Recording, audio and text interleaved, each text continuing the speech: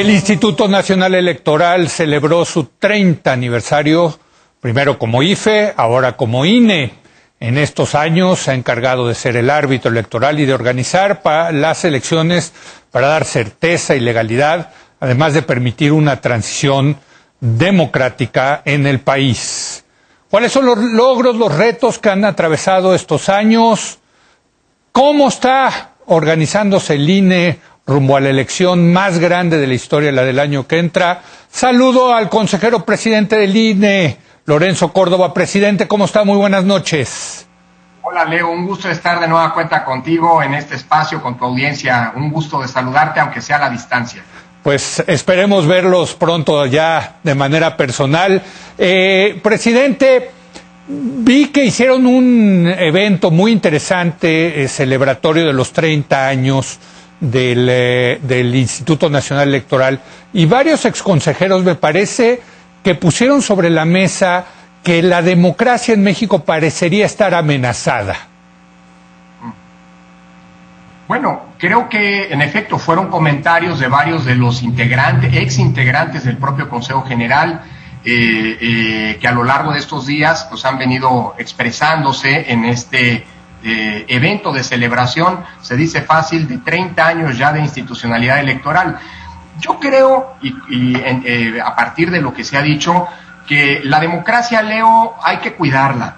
Nos ha costado muchísimo construir el sistema democrático, concretamente el sistema electoral, que es la dimensión básica de la democracia. Sin elecciones libres y justas no hay democracia, aunque la democracia podemos convenir que requiere mucho más que elecciones libres y justas, pero de ahí parte.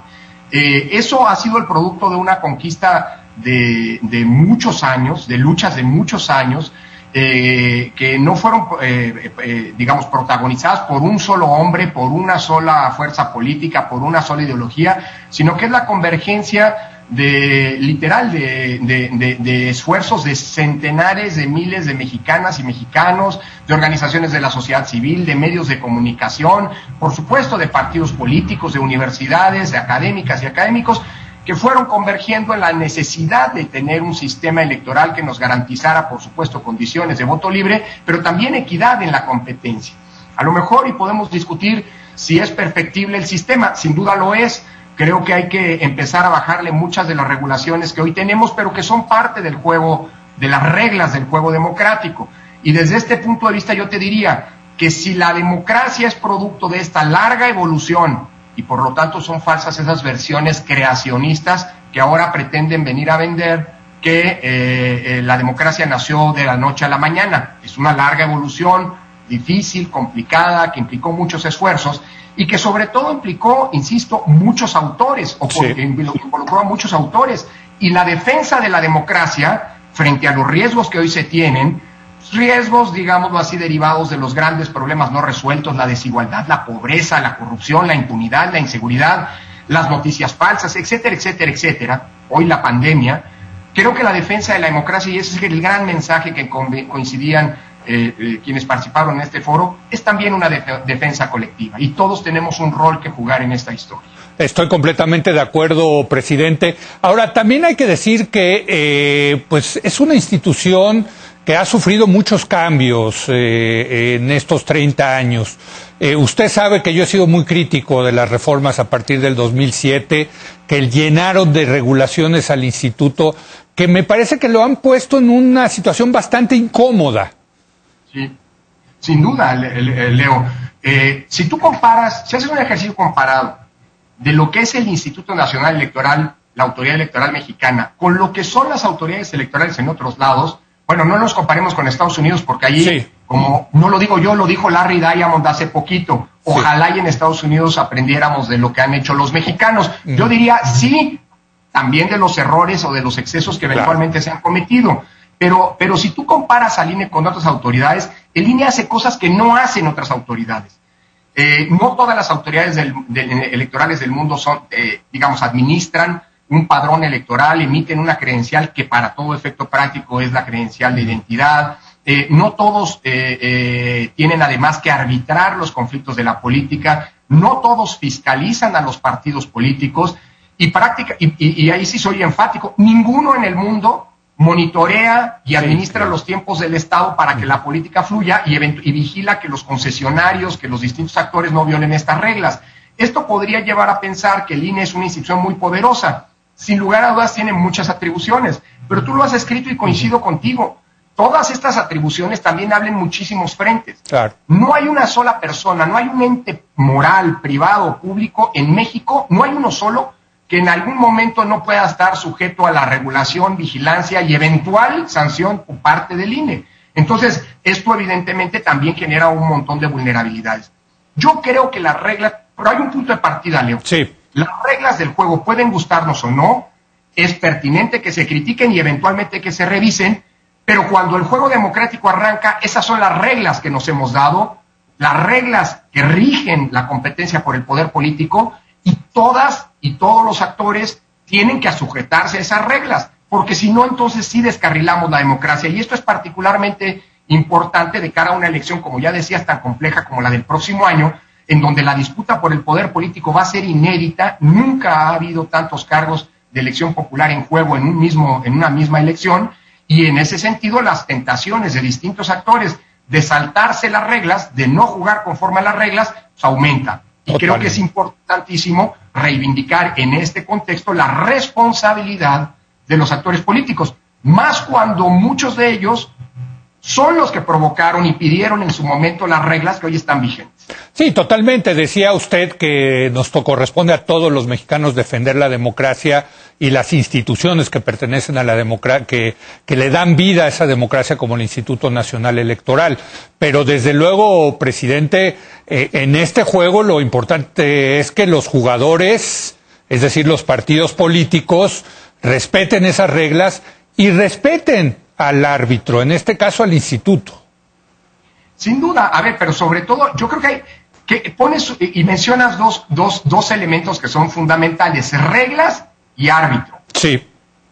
Yo creo que son dos puntos, Leo, en donde, si bien en la democracia se vale que se decida por mayoría, en estos dos temas se requiere una mayoría o de ser posible un consenso unánime. Porque cuando los partidos políticos, cuando los actores definen las reglas, están definiendo aquellas normas a las que se van a someter en la competencia por el poder político. Y cuando se definen a los árbitros, están definiendo a quienes van a ser los responsables de vigilar que esas reglas se cumplan y de sancionar las transgresiones a las mismas. Y así ha sido nuestra historia. En este evento que mencionabas de los 30 años se hizo una reconstrucción de cómo el sistema electoral que hoy tenemos, producto de esa larga evolución a la que me hacía referencia, ha sido una transición o una construcción pactada. Sí. Los problemas que se han identificado se han resuelto y se han atendido los reclamos de las oposiciones para que todos estuvieran conforme con seguir jugando el juego conforme a estas reglas y conforme a los árbitros que están encargados de vigilarlas. Cuando ese consenso no ha habido, no por ejemplo, la designación del árbitro, y no se trata de quiénes ocuparon el cargo, no se trata de personas, sí, se trata del procedimiento, se abrió una vulnerabilidad a esta lógica. Por eso, hoy que estamos enfrentando esta elección en un contexto sumamente complejo, tú decías vamos a la elección más grande de la historia, cierto, yo también digo vamos a la más compleja, Leonardo, porque los problemas sociales de desigualdad, pobreza, etcétera, lo que ya sabemos están allí, y ahora se agrega el tema de la pandemia. Entonces tenemos que hacer elecciones sin contraponer los derechos de participación política, los derechos a la salud. Pues en este contexto es más necesario todavía la responsabilidad de los actores de jugar conforme a las reglas que, vuelvo a insistir en el punto, ellos mismos se pusieron. Déjeme, si me permite, hacer una pausa y ya regresamos en particular a los retos que están enfrentando. Son muchos. Y ya empezó el proceso electoral, hay que decirle a la gente, no es que en junio vamos a ir a votar, sino que ya están todos los procesos, ya se echaron a andar y hay muchos retos de la elección del año que viene. Regresamos con el consejero presidente del INE, Lorenzo Córdoba, en un momento más.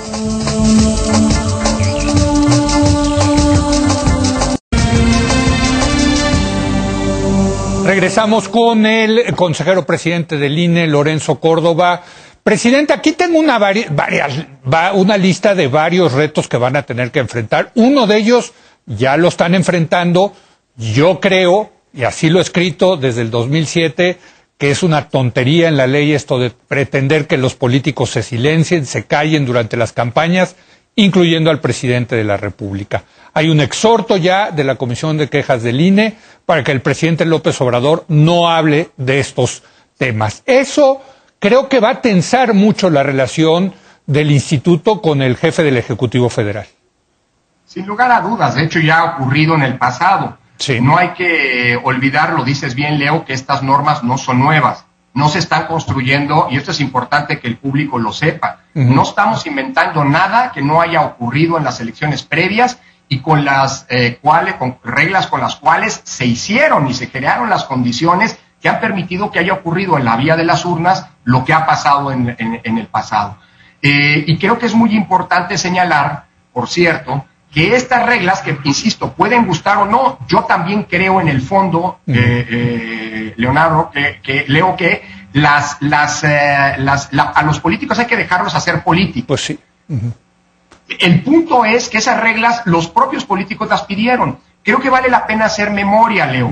En 2006, el presidente de la República entonces, Vicente Fox, reiteradamente intervino con el discurso, con expresiones en la contienda electoral.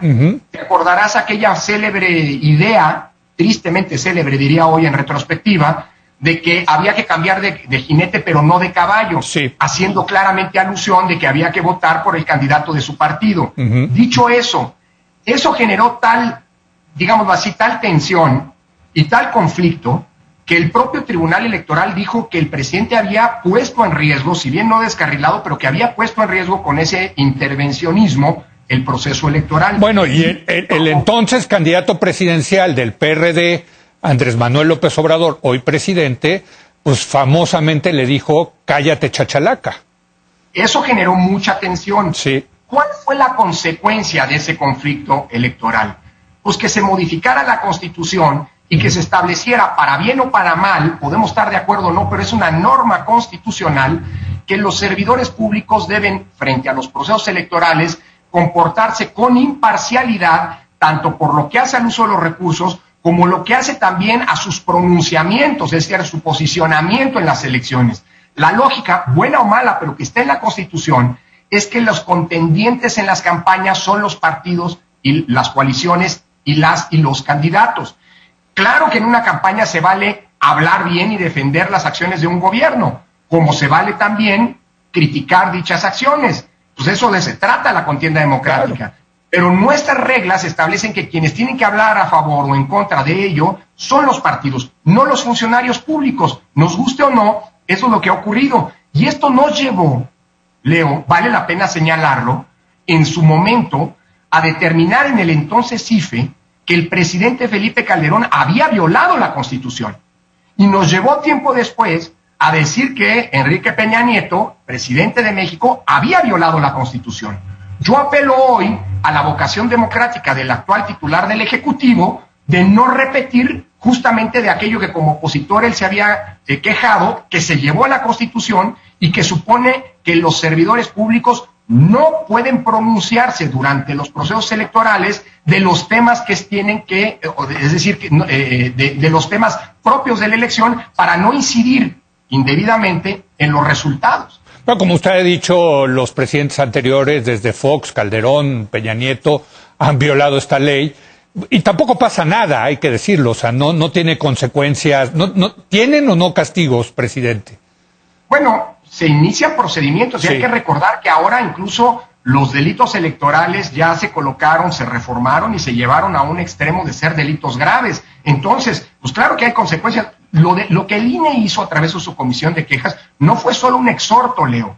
Es una tutela preventiva, así se dice, sí, que quiere decir que es una definición con fuerza normativa, por eso la impugnó la Consejería Jurídica de la Presidencia. Por eso, y por cierto, no es la primera vez que una consejería jurídica impugna una decisión del INE que le es adversa al gobierno. Sí. Ya en el pasado gobierno, en el del PRI, eso ya había ocurrido, pero por eso se ha impugnado. Lo que quiero decir es que no es nada más un llamado, es una decisión que tiene fuerza de ley y que podría eventualmente tener consecuencias. El INE no es un actor político y por lo tanto nosotros no queremos confrontarnos con ninguno con ninguno de ellos. El presidente es un actor político y el INE quiere construir una relación, lo ha hecho, de mucho respeto y de colaboración con el gobierno. Sin embargo, el INE también es garante de que se cumplan las reglas de la competencia establecidas en la Constitución. Y en eso no vamos a ceder. No lo hicimos antes, no lo vamos a hacer ahora. Por eso apelo a la responsabilidad y confío en la responsabilidad una y otra vez externada por el presidente de comprometerse con las reglas de la democracia. Pues vamos a ver, mientras tanto yo creo que va a generar mucha tensión entre el gobierno y el Instituto Nacional Electoral. Otro tema que tengo aquí en la lista es este debate muy interesante, me parece, presidente, de las reglas que en la Constitución se dice que un partido puede tener una sobrerepresentación de hasta el 8% en la Cámara de Diputados. Y lo que hemos visto es que en las últimas elecciones parlamentarias utilizan algunos trucos los partidos para tener una mayor sobrerepresentación. Al parecer hay consejeros, presidente, que quieren que el INE intervenga en esto para solucionar este tema. Bueno, es muy importante lo que estás diciendo, Leo, porque la Constitución es clara. Dice que en ningún caso, sí. Eso no es en algún momento, sí. es en ningún caso, sí. Un partido político puede tener un porcentaje de diputadas y diputados en la Cámara que rebase, como bien dices, el 8% del porcentaje de votación obtenido. El problema que estamos teniendo es que esta norma se puso en la Constitución en 1996, cuando los partidos políticos, si se coaligaban, como recordarás, implicaba que se convertían en un nuevo partido durante la elección. Se fusionaban los logos, tenían un solo representante ante los órganos electorales, tenían acceso a los medios de comunicación como si fueran un solo partido político, etcétera, etcétera, etcétera. Los topes el financiamiento para las campañas se les daba el tratamiento de un partido.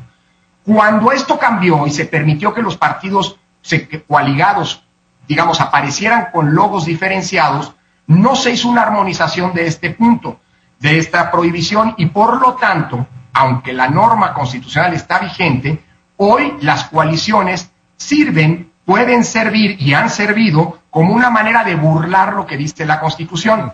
Este no es un debate del INE, es un debate constitucional y un problema que estamos enfrentando porque hoy se está por esta vía teniendo una sobrerepresentación mayor a lo que la Constitución dice.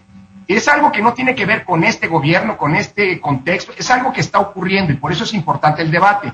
Pero tiene facultades, presidente, el INE para regular esto. Esa es la controversia ahorita, me parece, ¿no? A ver, es que creo que es un falso debate. A ver. Porque el que asigna a los diputados teniendo que garantizar, de representación proporcional, los llamados plurinominales, teniendo que garantizar que el límite sobre representación que establece la Constitución no se vulnere, es el INE. Eso ya ha pasado, eso no es nuevo.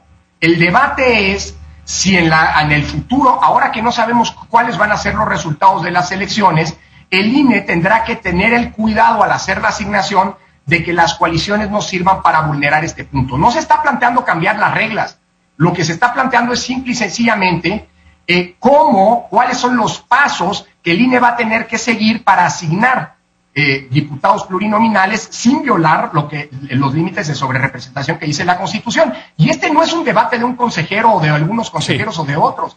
Es un debate que se está teniendo sin duda en el INE porque se trata de una atribución del INE. El INE es el que va a hacer esta asignación, insisto. Se trata simple y sencillamente de cuál va a ser el procedimiento, porque eso le toca hacerlo al INE, de cómo se van a asignar los diputados plurinominales sin vulnerar los límites que establece la propia Constitución. Es decir, es un debate que por supuesto involucra al INE, pero que por su relevancia es importantísimo que esté teniendo esta dimensión pública, porque es un problema constitucional, Leo. Ahora, el INE lo que sí no puede hacer nada es luego el trasvase, digamos, de un partido a otro ya en la Cámara de Diputados, ¿no? Que diga, pues como pasó, ¿no? Que varios diputados del PT o del PES se pasaran hacia Morena. Ese es un derecho constitucional que tienen los diputados de elegir el grupo parlamentario al que quieren pertenecer, ¿no? Por un lado, Leo, pero por otro lado también hay un criterio ya asentado por parte del Tribunal Electoral que establece que los partidos políticos, a menos que se los prohíban sus estatutos, pueden postular como candidatas y candidatos a personas que no tienen partido, que no pertenecen a ese partido o que incluso pertenecen a otros partidos. Es decir, aquí hay una libertad interna de los partidos políticos de postular candidatos y también, como bien dices, una libertad de los diputados y diputadas que han sido electos de decidir a qué bancada se afilian o se adhieren. Sí. Ahora, otro de los temas que aquí tengo en la lista, bueno, hay muchos, pero es la paridad de género, ¿no? Todos los partidos dicen, nosotros estamos a favor de la igualdad de género, mismo número de candidaturas para hombres que para mujeres, pero al final todos hacen unos trucos increíbles para sacar a las mujeres, esa es la verdad. Y ustedes quieren también participar en este tema y decir, hacer realidad la paridad de género en las candidaturas. Sí, Leo, a ver, creo que esa es parte de la historia de cómo hemos venido construyendo una mayor participación de mujeres. Se pone la regla, de hecho la pactan los propios partidos, y son los propios partidos los que intentan darle la vuelta a la regla. Dicho eso, no fue el INE el que llevó el principio de paridad a la Constitución. El año pasado se llevó, en lo que se conoció como la reforma de paridad en todo, una nueva redacción a la Constitución en donde se establece que los partidos garantizarán la paridad en todas las candidaturas para todos los cargos de elección popular. No se hacen excepciones.